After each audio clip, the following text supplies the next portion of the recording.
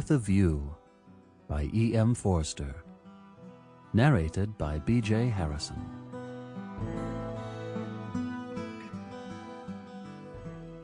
Part 1.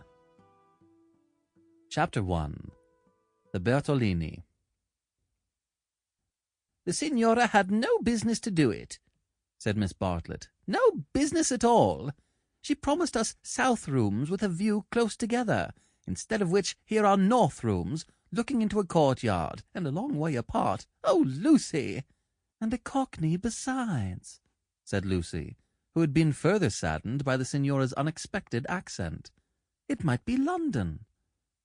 She looked at the 2 rows of English people who were sitting at the table, at the row of white bottles of water and red bottles of wine that ran between the English people, at the portraits of the late Queen and of the late Poet Laureate that hung behind the English people, heavily framed, at the notice of the English Church, Reverend Cuthbert Eager, M.A. Oxon.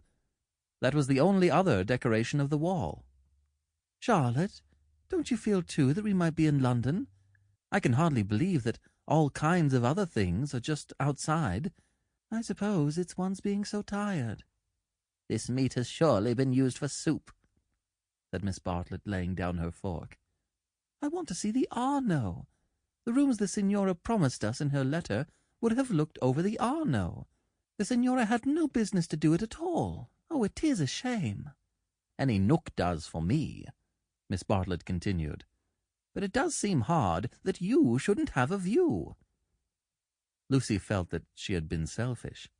"Charlotte, you mustn't spoil me. Of course, you must look over the Arno, too. I meant that.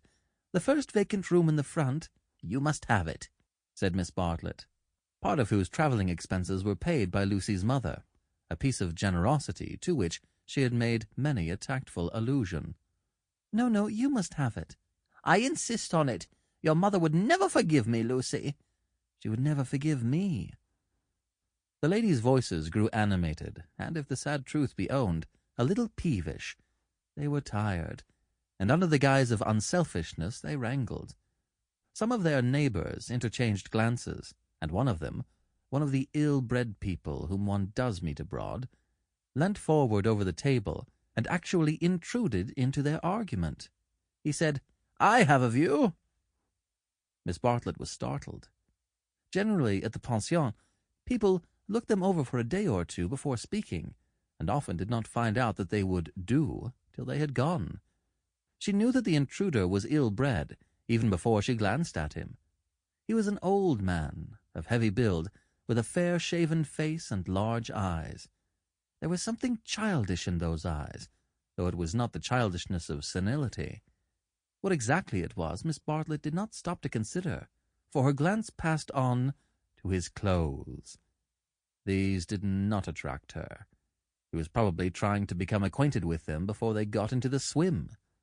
So she assumed a dazed expression when he spoke to her, and then said, "A view?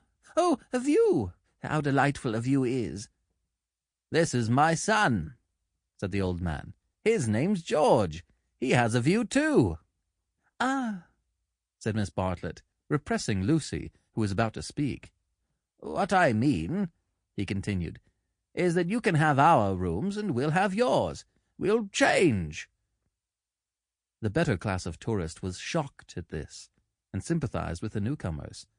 Miss Bartlett, in reply, opened her mouth as little as possible, and said, "Thank you very much indeed. That is out of the question." "Why?" said the old man, with both fists on the table. "Because it is quite out of the question, thank you. You see, we don't like to take—" began Lucy. Her cousin again repressed her. "But why?" he persisted. "Women like looking at a view, men don't." And he thumped with his fists like a naughty child, and turned to his son, saying, "George, persuade them." "It's so obvious they should have the rooms," said the son. "There's nothing else to say." He did not look at the ladies as he spoke, but his voice was perplexed and sorrowful. Lucy, too, was perplexed. Sample complete. Ready to continue?